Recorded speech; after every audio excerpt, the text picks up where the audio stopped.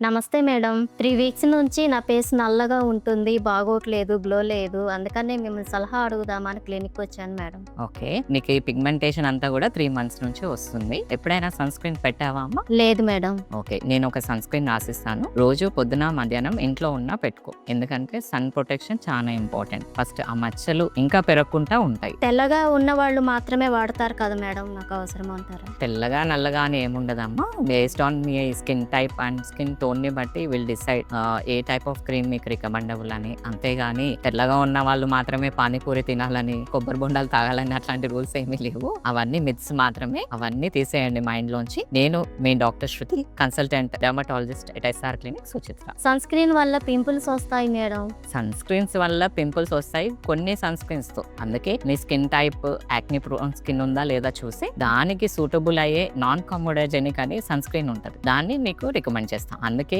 Skin డాక్టర్‌కి వెళ్ళి మీకు ఏది సూట్ అవుతుందో సెలెక్ట్ చేసుకోండి. పొద్దున్నే ఒకసారి వాడితే సరిపోతుందా మేడం? సరిపోదు. సమ్మర్‌లో అయితే ఇంకా అస్సలే సరిపోదు. ఎందుకంటే డే అంతా సన్‌లైట్ ఉంటది. మరి ఎవ్రీ 2-3 అవర్స్ ఖచ్చితంగా అప్లై చేయండి. ఫేస్, నెక్ నీకు ఓపిక ఉంటే హ్యాండ్స్, ఫీట్‌కి కూడా పెట్టండి. తప్పేమీ లేదు. బయటికి వెళ్లారనుకోండి outdoor visits every 2-3 hours reapply చేయండి.